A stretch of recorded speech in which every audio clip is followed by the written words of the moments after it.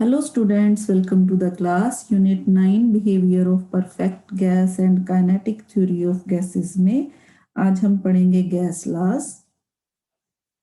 तो gas laws पढ़ने से पहले हम थोड़ी सी इंट्रोडक्शन गैसेस के बारे में देख लेते हैं। Solids and liquids. अगर आप इन दोनों में देखो तो इंटरमॉलिक्यूलर डिस्टेंस है जो वो फ्यू एंगस्ट्रॉम होता है, 1 या 2 एंगस्ट्रॉम के बराबर। इसी तरह अगर आप गैसेस देखो तो गैसेस में जो इंटर एटॉमिक डिस्टेंस है वो बहुत ही ज्यादा होता है, फ्यू एंगस्ट्रॉम से कहीं कहीं ज्यादा होता है, क्योंकि गैसेस के जो मॉलिक्यूल्स हैं उनको जितनी भी स्पेस मिलती है वो उसमें डिस्पर्स हो जाते हैं। इसी तरह से अगर आप प्रेशर अप्लाई करते हो सॉलिड्स पे या लिक्विड्स पे, तो प्रेशर अप्लाई करने से सॉलिड या लिक्विड जो है उनकी शेप में कोई चेंज नहीं आता, या कह लीजिए नेग्लिजिबल चेंज आता है। लेकिन अगर आप यही प्रेशर गैसेस पे अप्लाई करो तो गैसेस पे थोड़ा सा ही प्रेशर अप्लाई करने से वॉल्यूम में बहुत ज्यादा जो है वो चेंज आता है। तो describe the condition of a gas, हमें वॉल्यूम, टेम्परेचर और प्रेशर ये तीनों चीजों को स्पेसिफाई करना पड़ेगा एक गैस के लिए, क्योंकि गैसेस पे इन तीनों चीजों का जो है वो बहुत असर पड़ता है। किसी भी एक चीज को अगर हम चेंज करते हैं तो बाकी की ऑटोमेटिकली जो है वो चेंज आनी शुरू हो जाती है उनमें। तो gas laws are the study of the relation between any two of these quantities, pressure, volume and temperature. इन तीनों क्वांटिटीज में से जो गैस लॉ है वो स्टडी करता है relation between any two of these quantities when the third is kept constant.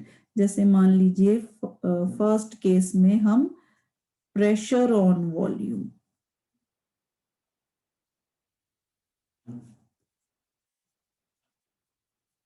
यहां पे हम टेम्परेचर कांस्टेंट रखेंगे। अगर हम ग्राफ बनाए प्रेशर और वॉल्यूम में मान लीजिए, तो यहाँ पे हम टेम्परेचर कांस्टेंट रखेंगे प्रेशर और वॉल्यूम में रिलेशन देखने के लिए।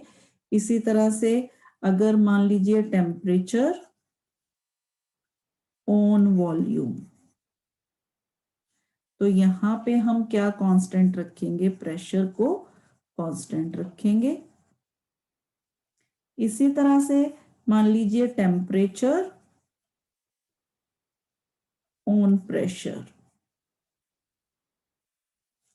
तो यहाँ पे हम वॉल्यूम जो है वो कांस्टेंट रखेंगे। तो बारी बारी से ये सारी चीजें कौन कौन से लॉज में आती हैं ये अब हम डिस्कस करते हैं। तो सबसे पहले हम देखेंगे व्हाट इज बॉयल्स लॉ।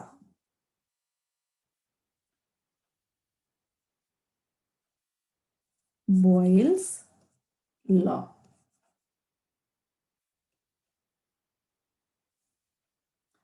तो बॉयल्स लॉ के according the volume of a fixed mass of a gas is inversely proportional to the pressure P of the gas.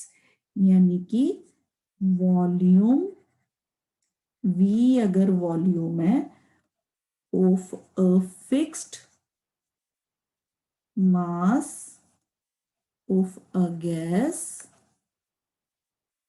Is inversely proportional to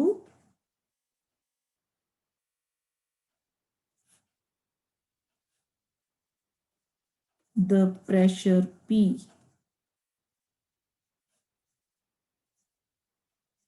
of the gas। तो यहां पे हमें temperature जो है वो constant रखना पड़ेगा, प्रोवाइडेड द टेम्परेचर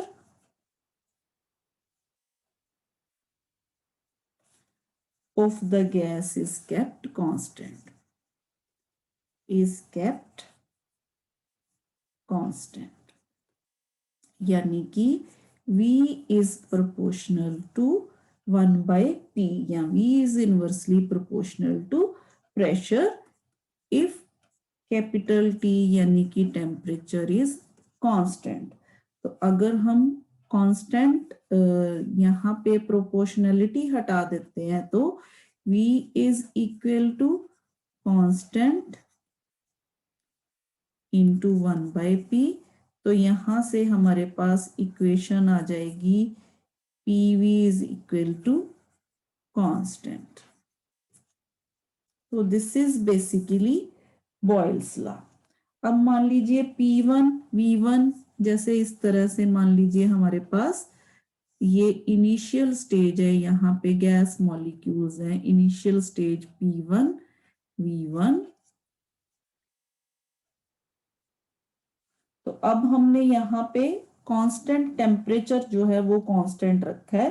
तो वेरिएशन ऑफ P अगर हम यहाँ पे प्रेशर अगर हम चेंज करें, मान लीजिए इनिशियल प्रेशर एंड वॉल्यूम जो है हमारे पास P1 V1 है, अगर वॉल्यूम इंक्रीज हो जाता है यहाँ पे फाइनल यहाँ पे P2 V2, तो इन दोनों केसेस में हमारे पास P1 V1 और P2 V2 जो है ये दोनों सेम रहेंगे। यानी कि अगर यहाँ पे प्रेशर ज्यादा है वॉल्यूम कम है, अगर यहाँ पे प्रेशर कम है तो वॉल्यूम ज्यादा है। तो दिस इज बॉयल्स लॉ। तो variation of pressure P with volume V at constant temperature is called Boyle's law. अब अगर हम ग्राफ प्लॉट करना चाहें यहाँ पे तो दिस इज, मान लीजिए इस तरफ हम वॉल्यूम ले रहे हैं, इस तरफ हम प्रेशर ले रहे हैं, तो यहाँ पे इस तरह से हमें ग्राफ मिलेगा। इसी तरह से अगर हम मान लीजिए इस तरफ प्रेशर ले रहे हैं और इस तरफ 1 बाय वॉल्यूम यानी कि इन वॉल्यूम का इनवर्स ले रहे हैं, तो हमें यहाँ पे स्ट्रेट लाइन मिलेगा।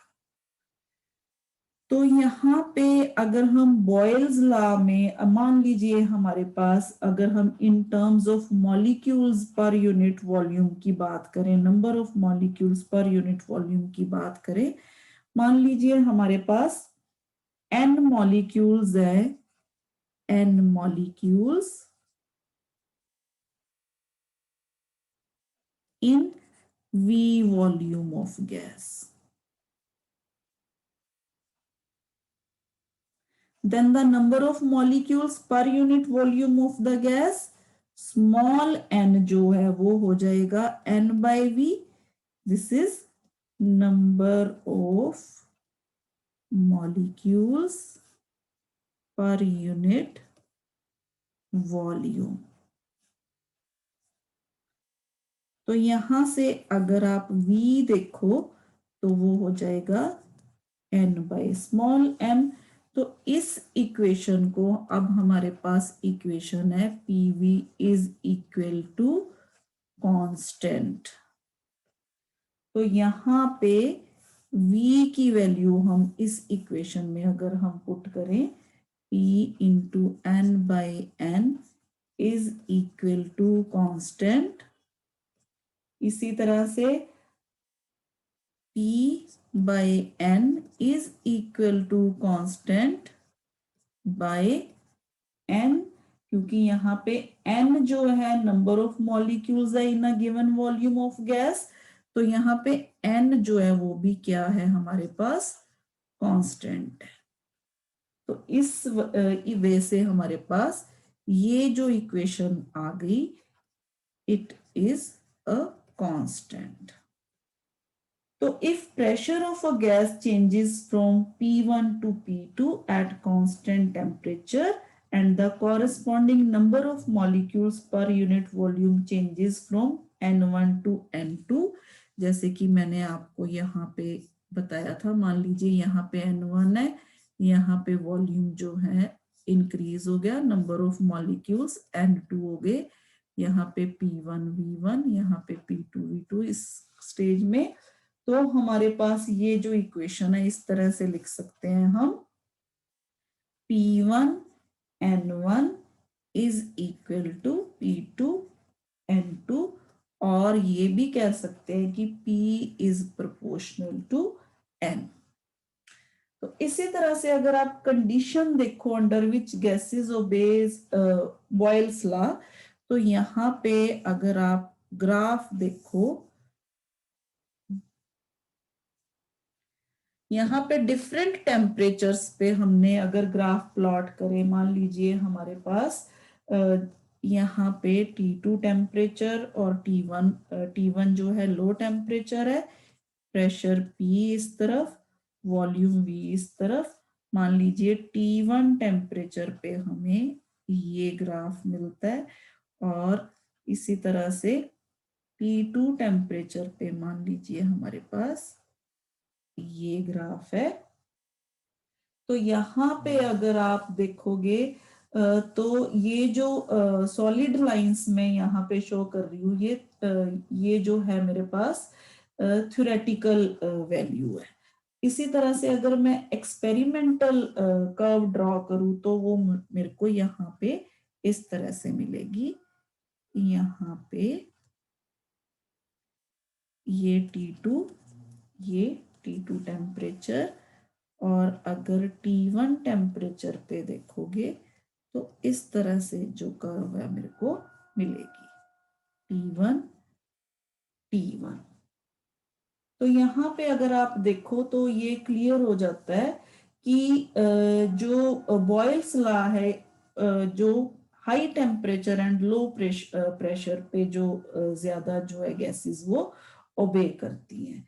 तो Boyle's law is obeyed by gases only at high temperature and low pressure. कि अगर आप ये वाली कर्व देखोगे, यहाँ पे जो हमारे पास एक्सपेरिमेंटल और थ्योरेटिकल जो वैल्यू है उसमें बहुत ज्यादा जो है वो फर्क है। लेकिन आप अगर यहाँ पे देखोगे तो कर्व जो है हायर टेम्परेचर पे हमें ऑलमोस्ट जो है वो यहाँ पे जो इनकी कर्व है वो सेम मिलती है।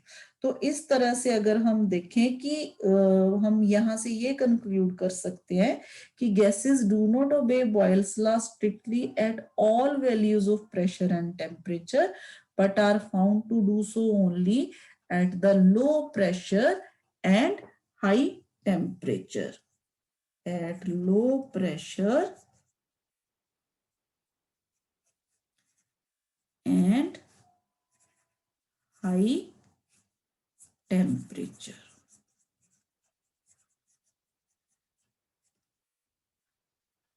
तो ये हो गया बॉयल्स लॉ। अब अगर आप बॉयल्स लॉ की एग्जांपल देखोगे डेली लाइफ में, अगर आप बॉयल्स लॉ की एग्जांपल देखना चाहते हो तो जैसे जो हमारा ब्रीदिंग है, हम सांस लेते हैं, वो भी बॉयल्स लॉ पे बेस्ड है।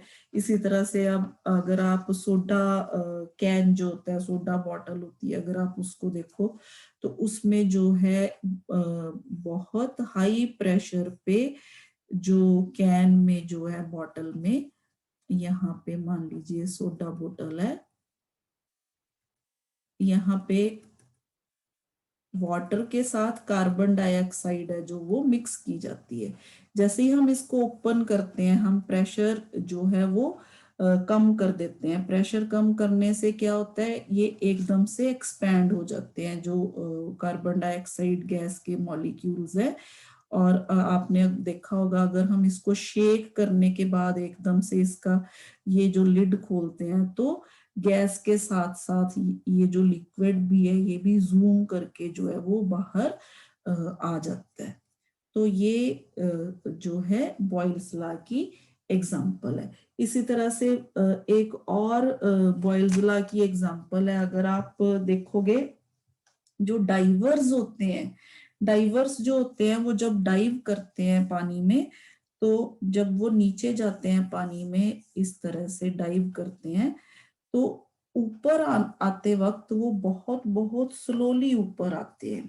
तो इसका रीजन क्या है? इसका रीजन है as the diver moves down to the bottom of the water the pressure increases. हमें पता है कि पानी में नीचे जाते जाते क्या प्रेशर जो है वो इंक्रीज करता है, ठीक है।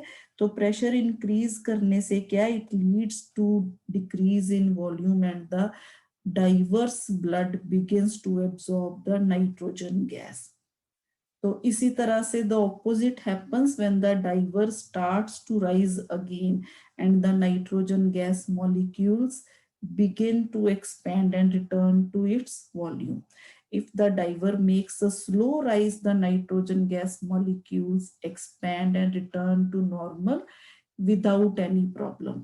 But if it rises quickly, the diver's blood turns into foam and the same mess that occurs in the soda bottles. जैसे हमने सोडा बॉटल के केस में देखा, सारा जो है जो कोल्ड ड्रिंक है वो इस तरह से फॉर्म के साथ बाहर आ जाता है।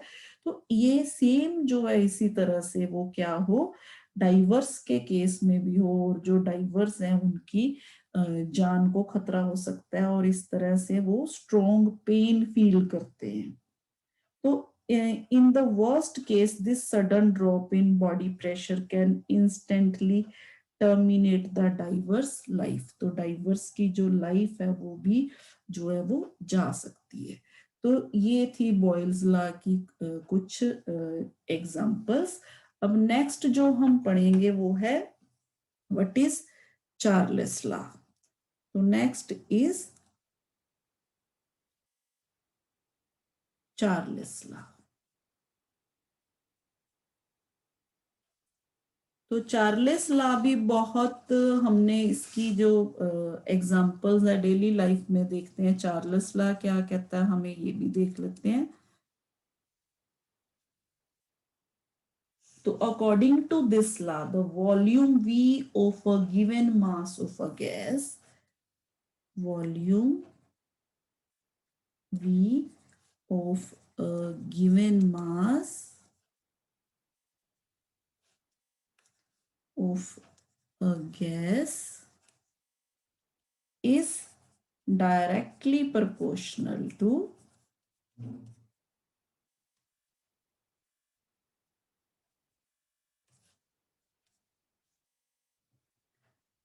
the temperature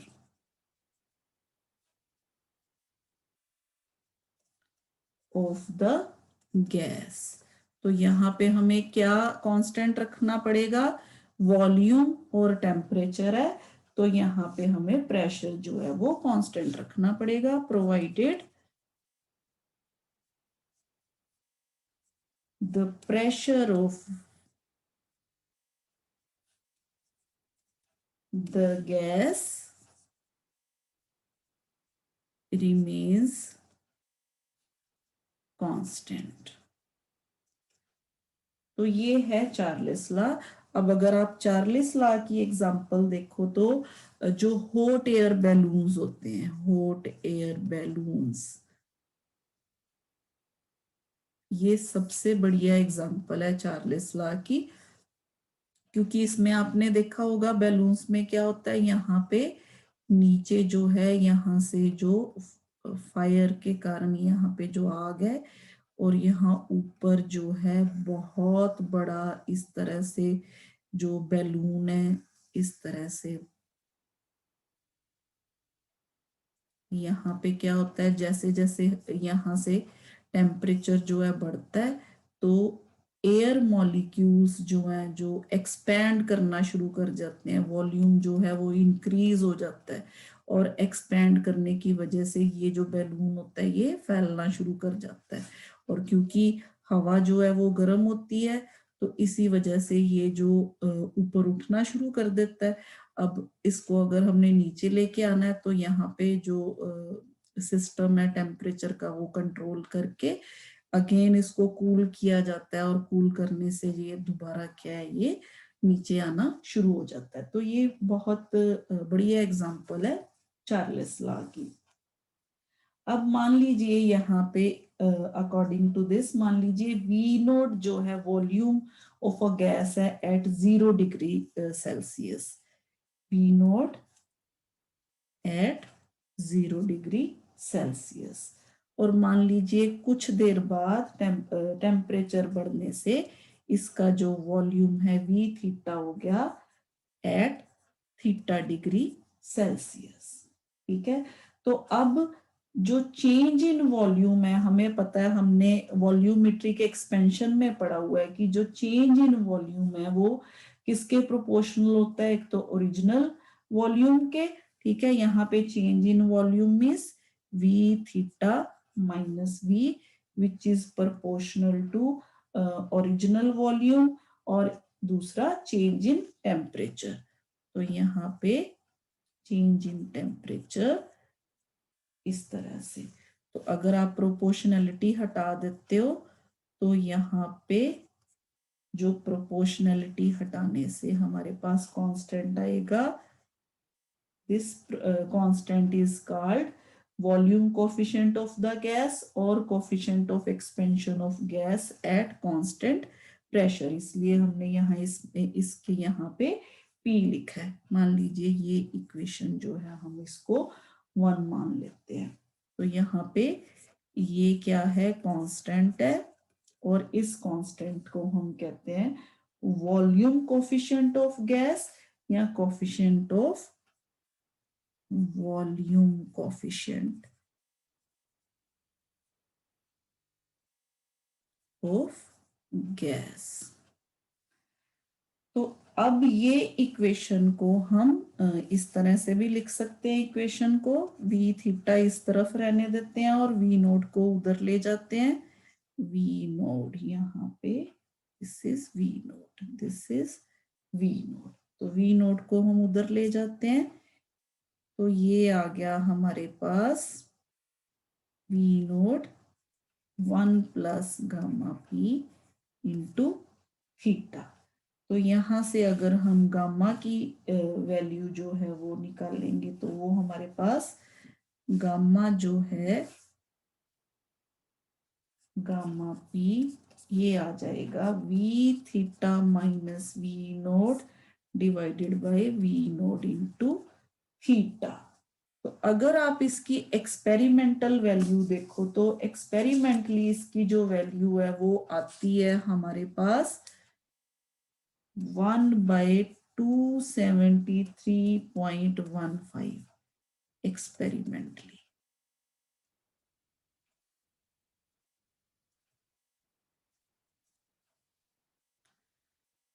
तो यहाँ पे the pressure remaining constant, the volume of the given mass of a gas increases और decreases by 1/273.15 of its original volume at 0 degree centigrade for each 1 degree centigrade rise or fall in temperature। यहाँ से ये equation जो है वो हमें मिल जाती है यहाँ से, इस इक्वेशन से। क्योंकि अब यहाँ पे अगर हम गामा P की वैल्यू पुट करेंगे तो हमारे पास ये जो इक्वेशन है इस तरह से आ जाएगी। V थीटा यहाँ हमने इस इक्वेशन में गामा की वैल्यू जो है वो पुट कर देनी है। तो यहाँ V theta is equal to V naught 1 plus theta by 273.15।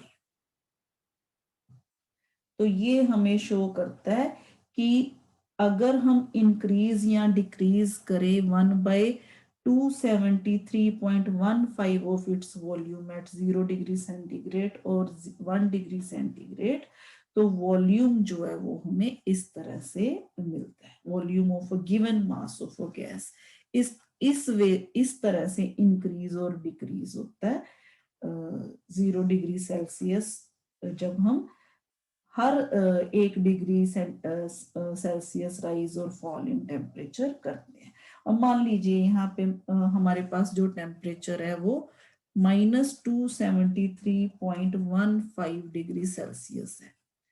तो एट दिस टेम्परेचर अगर हम ये इक्वेशन में, मान लीजिए ये इक्वेशन जो है वो हमारे पास इक्वेशन नंबर 2 है, इक्वेशन नंबर 2 में पुट करते हैं तो हमारे पास जो वॉल्यूम ऑफ गैस है वो क्या हो जाएगा, ये 0 हो जाएगा।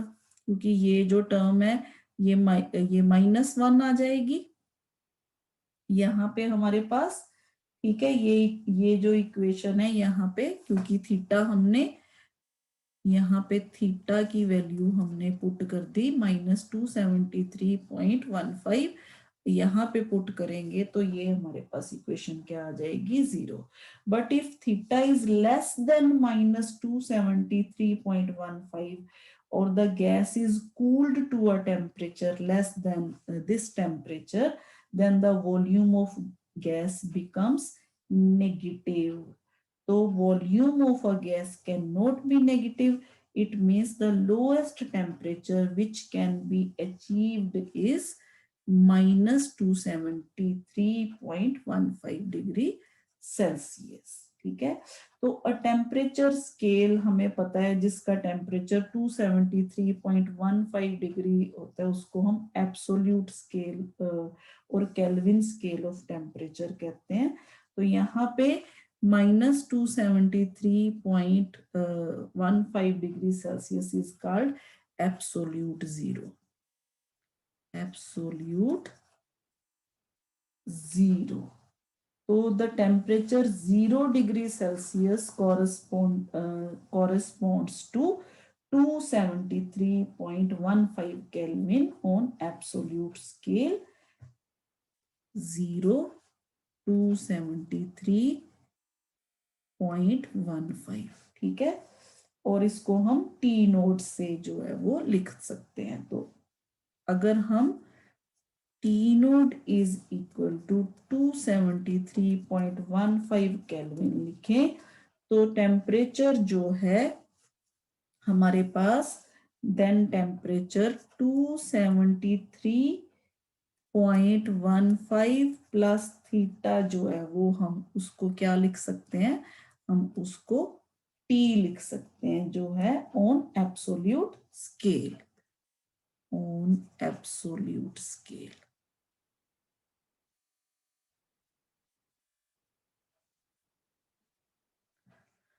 तो इस वे से अगर आप ये इक्वेशन को दोबारा लिखो तो हमारे पास ये इक्वेशन इस तरह से भी लिख सकते हैं ना, V naught 273.15 plus theta by 273.15, इस तरह से भी लिख सकते हैं।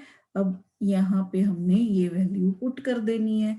तो इस इक्वेशन में हमने ये वैल्यू जब पुट कर दी तो हमारे पास इक्वेशन बन गई वी नोट, तो यहाँ पे हमारे पास क्या है, टी, तो इसको हमने क्या कहा था, टी नोट, तो ये इक्वेशन बन गई।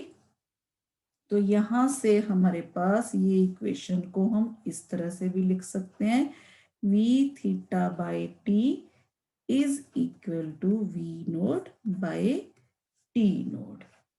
और हम ये भी कह सकते हैं कि V is proportional to T provided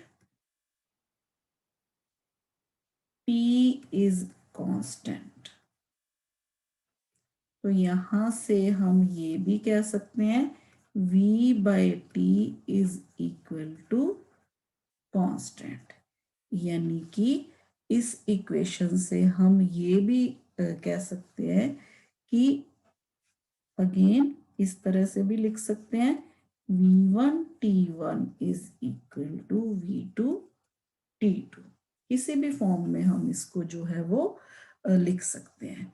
तो the pressure remaining constant, the volume of the given mass of a gas is directly proportional to its absolute temperature.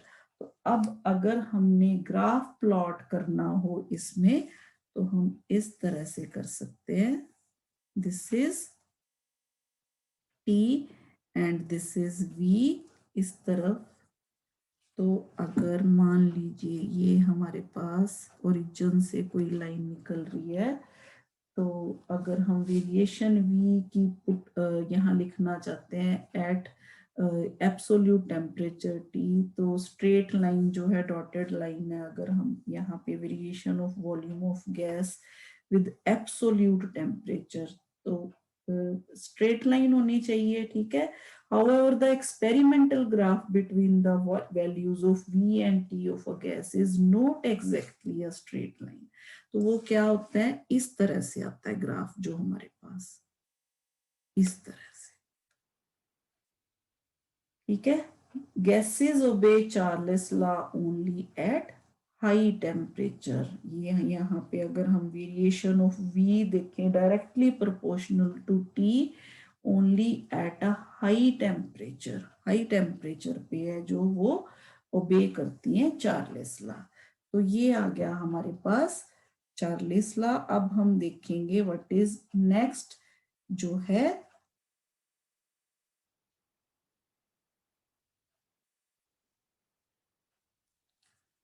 गै-लुसैक्स law. इसको हम प्रेशर लॉ भी बोलते हैं, प्रेशर लॉ। तो यहाँ पे अगर आप देखो तो थर्ड वाली सिचुएशन जो हमने डिस्कस की थी, इस इक्वेशन में according to this law the pressure P, the pressure P of a given mass of a gas is directly proportional to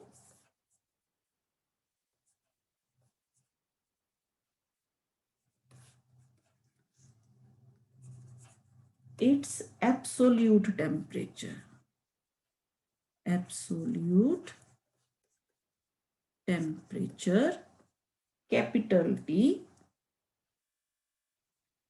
provided, अब यहाँ पे हम क्या कांस्टेंट रखेंगे, provided the volume V of the gas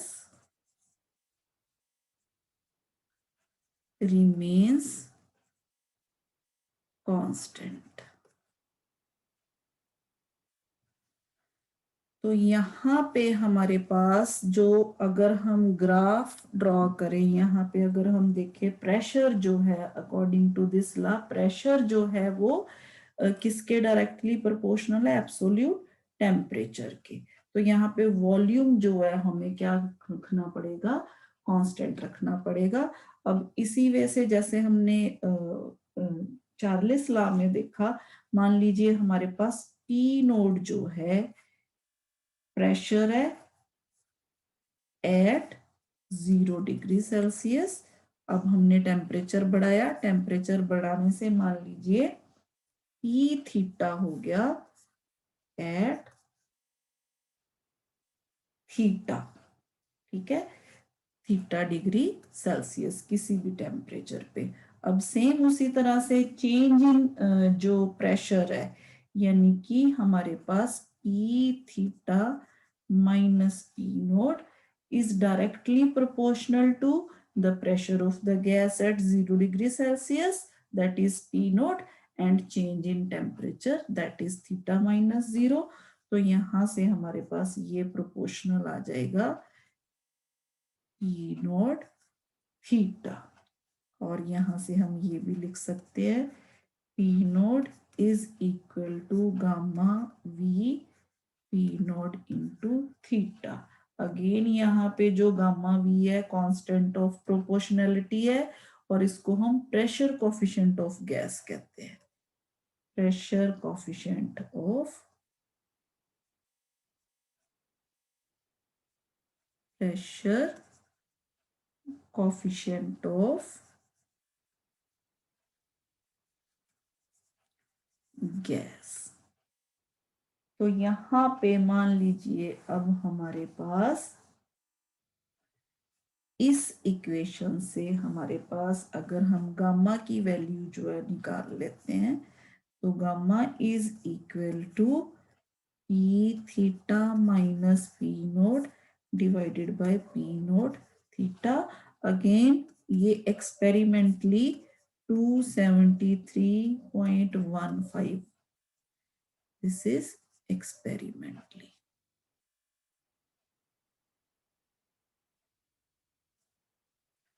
तो again उसी तरह से ये जो वैल्यू है अब हम इस इक्वेशन में जो है पुट कर देंगे, ठीक है। यहाँ पे ये वैल्यू जो है वो हम पुट करेंगे, तो यहाँ पे हमारे पास अगर हम theta P theta is equal to again P naught 1 plus theta by 273.15 इस तरह से लिख सकते हैं, और is equal to P naught, फिर इस तरह से 273.15 plus theta divided by 273.15 again, फिर दोबारा से 273.15 अगर टी नोड है तो 273.15 प्लस थीटा जो है वो हो जाएगा टी।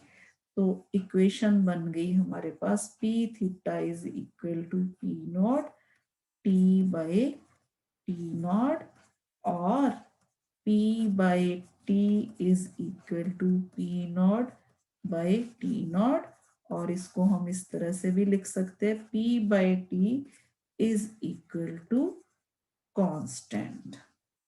तो इट इज गै-लुसाक्स लॉ। तो अगर हम गै-लुसाक्स लॉ की अगर एग्जांपल देखें तो आपने देखा होगा कि जो यहाँ पे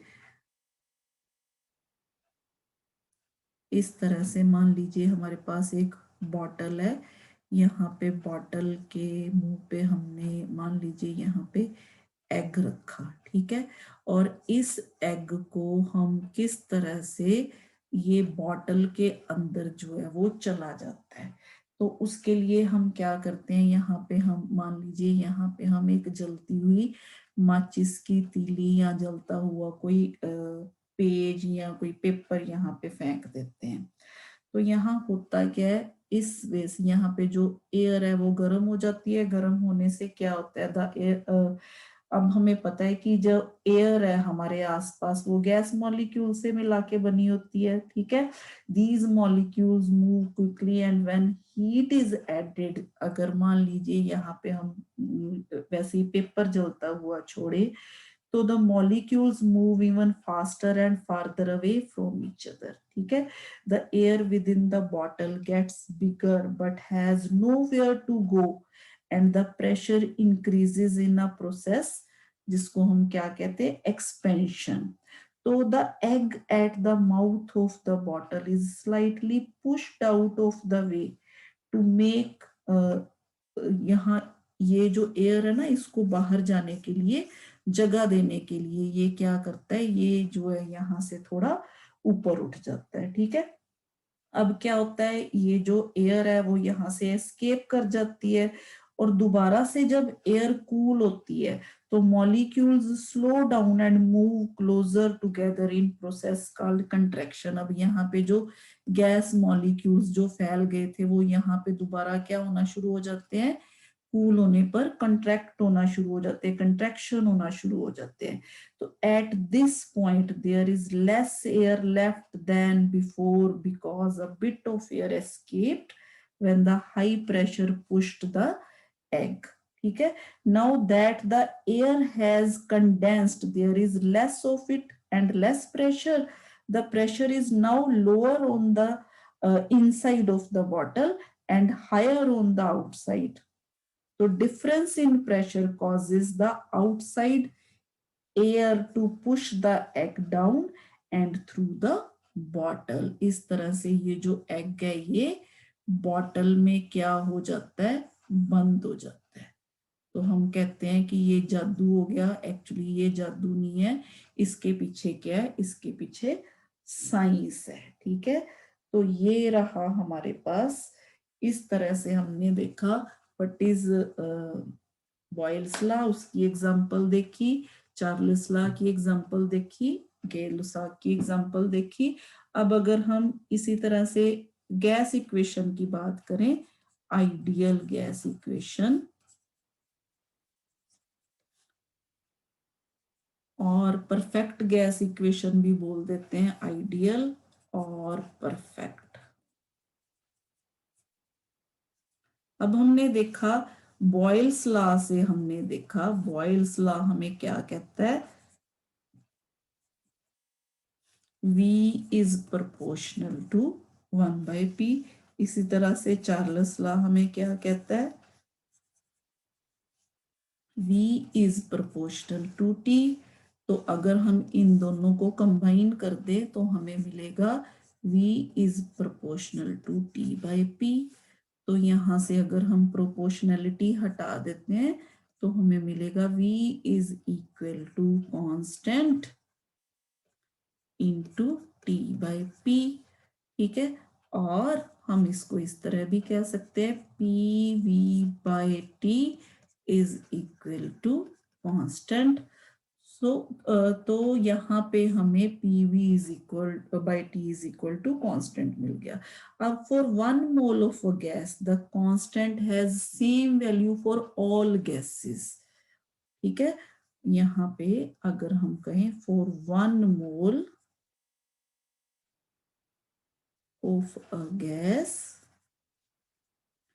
the constant, ये जो हम constant ले रहे हैं ना, the constant has same value for all gases and ये जो कांस्टेंट है इसे हम कहते हैं universal gas constant and called universal gas constant. और हम इसको R से लिखते हैं। तो अगर हम इस तरह से इसको लिखते हैं तो हमारे पास ये जो इक्वेशन है ये बन जाएगी PV/T is equal to R, और यहां से हम कहेंगे PV is equal to RT। तो this is for 1 mole of gas. अगर हम फॉर n मोल्स लेंगे, for n moles of gas, तो हमारे पास इक्वेशन बन जाएगी PV is equal to nRT।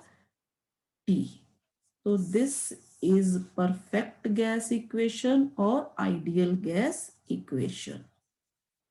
Perfect और आइडियल गैस इक्वेशन। तो इसी तरह से अगर हम R की वैल्यू जो कांस्टेंट है वो निकालना चाहें, R क्या हो गया हमारे पास, R is equal to PV/N into T। तो यहाँ पे P is pressure, V is volume, N is number of moles and T is temperature. तो यहाँ पे अगर हम R जो है इसके अगर हम यूनिट्स देखें तो यूनिट्स बन जाएंगे, this is pressure into volume, work done, number of moles into temperature. तो यहाँ पे जूल पर मोल पर केल्विन, जूल पर मोल पर केल्विन। तो ये हो गए हमारे पास SI यूनिट ऑफ R। इसी तरह से अगर हम CGS में देखेंगे तो R के जो यूनिट हो जाएंगे वो कैलोरी पर मोल पर degree centigrade.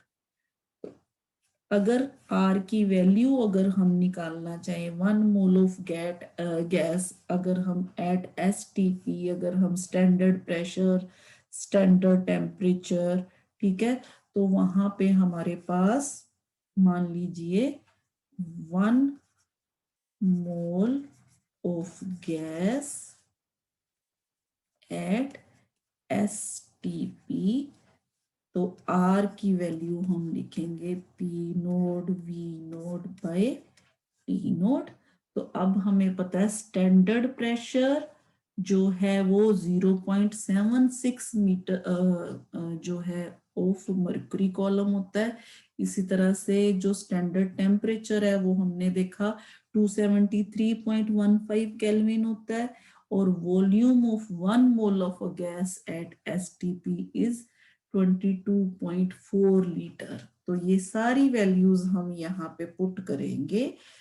R is equal to 0.76, तो इसको हम कन्वर्ट करेंगे इनटू जो प्रेशर है 13.6 into 10⁻³ into 9.8 newton metre square.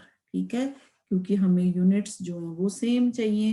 तो इसी तरह से ये हो गया हमारे पास, और जो वॉल्यूम है वो आ गया हमारे पास 22.4 इंटू 10⁻³ इसी तरह से हमारे पास जो टेम्परेचर है 273.15।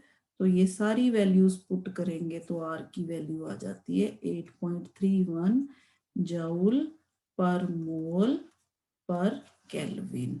तो इसी तरह से सीजीएस में R is equal to CGS system में जो R की वैल्यू है वो आ जाएगी 8.31 बाई 4.2 कैलोरी पर मोल पर सेंटीग्रेड, और 1.98 कैलोरी पर मोल पर डिग्री सेंटीग्रेड यहाँ पे। तो this is value of numerical value of universal gas constant. इसी तरह से अगर हम बोल्ट्जमैन कांस्टेंट की बात करें तो बोल्ट्जमैन कांस्टेंट क्या होता है उसकी भी वैल्यू देख लेते हैं। बोल्ट्जमैन कांस्टेंट, तो इसको बोलते हैं गैस कांस्टेंट पर मॉलिक्यूल ऑफ गैस। अगर मान लीजिए Na जो है एवोगैड्रोस नंबर है हमारे पास, एवोगैड्रोस नंबर, तो बोल्ट्जमैन कांस्टेंट जो होगा वो होगा R/Na। तो अभी हमने R की वैल्यू निकाली 8.31 डिवाइडेड बाय, अब एवोगैड्रोस नंबर हमें पता है 6.02 इंटू 10⁻23 जो इसकी वैल्यू होती है पर मोल। तो ये हम यहाँ पे पुट करेंगे। यहाँ पे हमारे पास 8.3 इसकी वैल्यू आ गई जूल पर मोल पर केल्विन डिवाइडेड बाय 6.02 इंटू 10⁻23 पर मोल। तो यहाँ से हमारे पास बोल्ट्जमैन कांस्टेंट की वैल्यू आ गई 1.38 इंटू 10⁻⁻23 जूल पर केल्विन। तो ये था हमारे पास बिहेवियर ऑफ परफेक्ट गैसेस में जो आज हमने पढ़ा। इसके बाद हम काइनेटिक थ्योरी ऑफ गैसेस के बारे में पढ़ेंगे। तो आई थिंक आज के लिए इतना ही। Thank you.